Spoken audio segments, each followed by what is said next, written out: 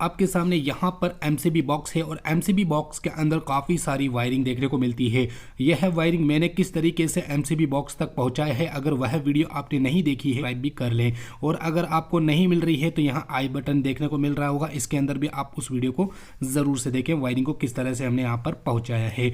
तो बात कर लेते हैं एमसीबी की। तो यहाँ पर आपको इस टाइप की एमसीबी चाहिए जिसमें सी टाइप भी हो सकती है, बी टाइप भी हो सकती है। एसी वगैरह के लिए आप सी टाइप लगाइए और रूम्स वगैरह के लिए आप बी टाइप लगाइए। आइसोलेटर की बात कर ली जाए तो यहाँ पर 40 एम्पियर का आइसोलेटर लगाना पड़ेगा, क्योंकि जो घर का लोड होता है उस हिसाब से ही आपको इसका रेंज चॉइस करना होगा।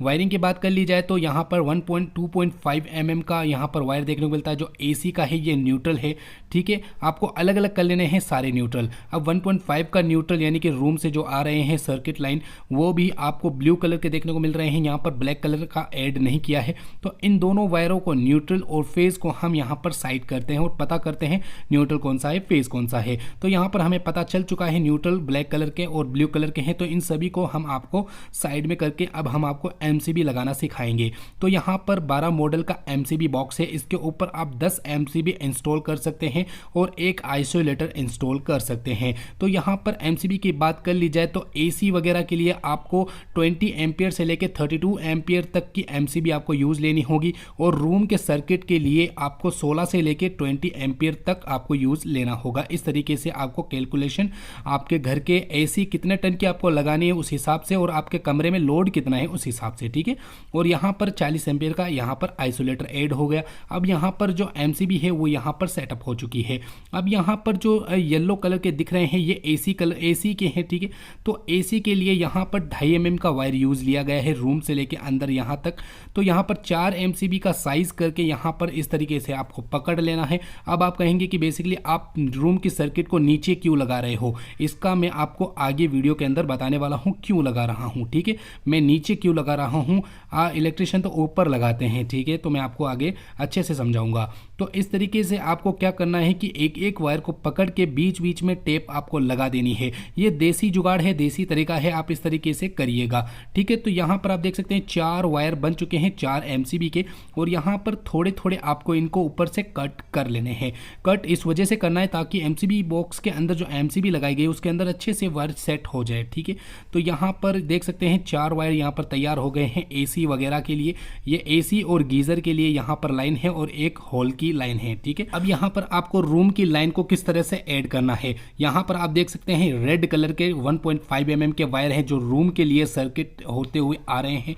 यहाँ पर इस साइड से अगर मैं लगाता हूँ तो यहाँ पर साइज नहीं बैठने वाला है, यहाँ पर एमसीबी के अंदर फंस जाएंगे वायर। तो हम क्या करेंगे, उस साइड से हम इसका साइज करेंगे। तो यहाँ से फर्स्ट वाली 4 एमसीबी हैं उसके अंदर हम इन चारों वायरों को ऐड कर देंगे इस तरीके से। तो यहाँ पर आप देख सकते हैं चारों वायरों को पकड़ना है और इस तरीके से अंदर डालना है और यहाँ पर अपने हाथ से ही साइज कर लेना है, ठीक है। साइज करके इस तरह से आपको बाहर निकाल देना है और इसको भी उसी तरीके से ही टेप कर देना है जिस तरह से आपने एसी वगैरह के वायर को टेप किया था। एक एक करके इस तरीके से आपको टेप कर देना है ताकि इसमें भी ब्रिज बन जाए अलग अलग वायर के, ठीक है। तो यहाँ पर 4 एमसीबी के लिए 4 वायर तैयार हो गए हैं। अब लगाने से पहले हम आप लोगों को टेस्टिंग करवाएंगे इन सभी वायरों की। वायर की टेस्टिंग से हमें फ़ायदा ये होने वाला है कि हमें अभी ही पता चल जाएगा कि हमारे कमरों में किस जगह पे फॉल्ट देखने को मिलता है, कौन से कमरे में है, ठीक है। तो यहाँ पर न्यूट्रल की यहाँ पर साइड में है और यहाँ ऊपर से आ रहे हैं और यह नीचे से आ रहे हैं, इनकी बाद में बात करेंगे। यहाँ पर सबसे पहले हम एसी के वायर को टेस्ट करेंगे क्योंकि एसी का वायर जो होता है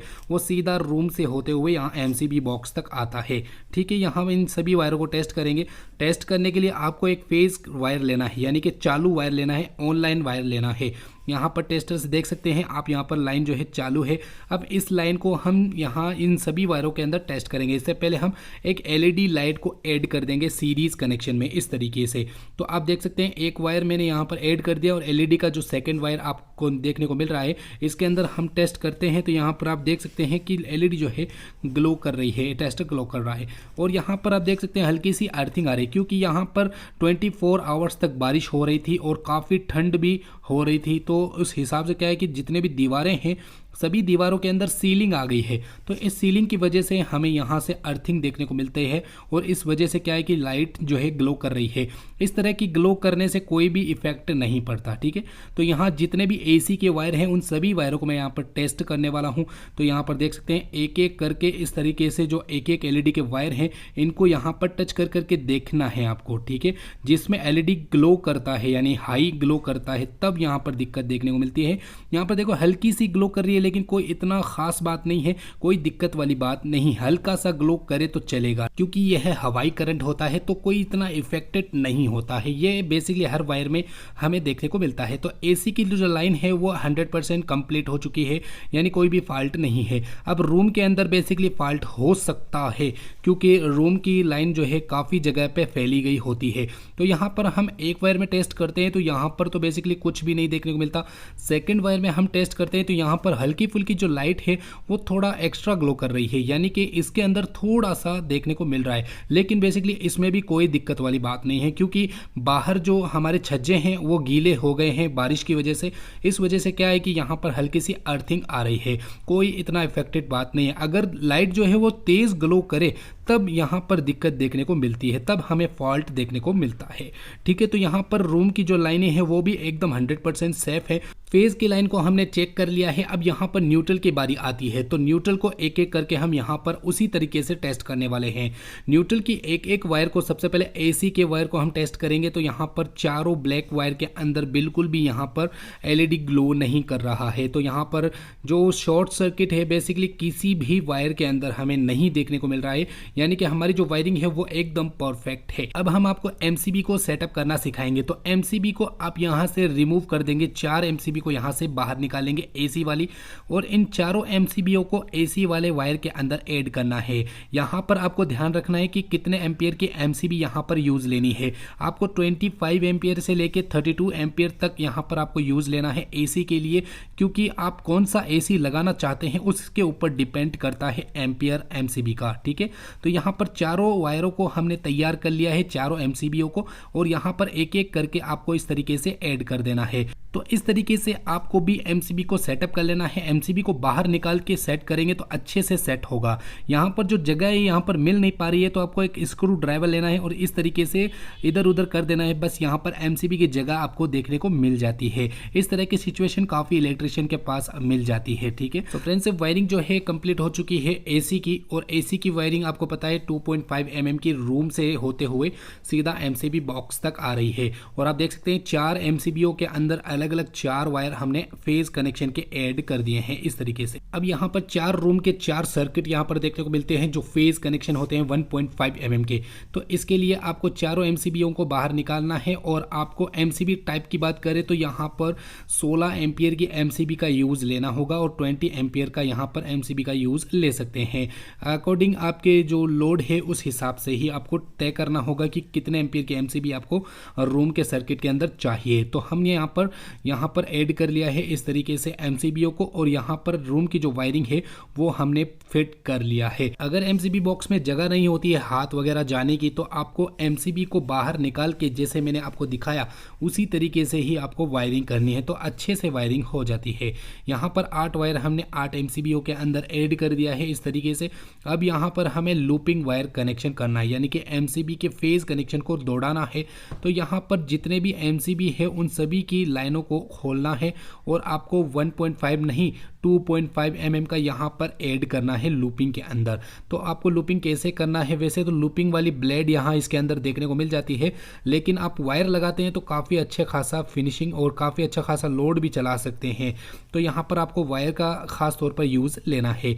यहाँ पर आप देख सकते हैं लूपिंग बेसिकली इसको कहते हैं, यानी कि सभी एमसीबीओ के ऊपर वाले एरिया में लूप कर देना, यानी कि सभी लाइनों को आपस में जोड़ देना, पैरेलल कर देना इस तरीके से।